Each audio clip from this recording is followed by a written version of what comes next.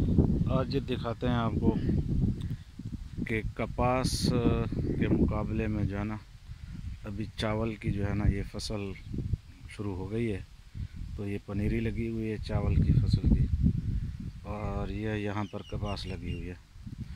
तो यहाँ देख ले कि यहाँ थोड़ा 2 टुकड़ों के अलावा 2 एकड़ के अलावा कहीं कपास नज़र नहीं आती, क्योंकि कपास इलाके में तबाह हो चुकी है।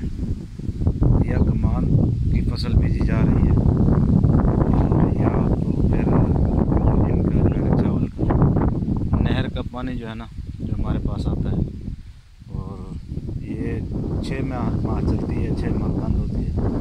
यह पानी का बहुत बड़ा मसला है।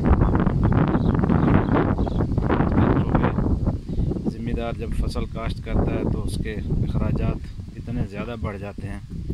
जब फसल के कटाई का वक़्त आता है तो उसको उसकी पूरी उजरत नहीं दी जाती, तो जिसकी वजह से किसान बिल्कुल जो है ना परेशान होकर इन चीज़ों को छोड़ता जा रहा है, जो कि मुल्क के अंदर ये कपास की किल्लत का भी सामना है।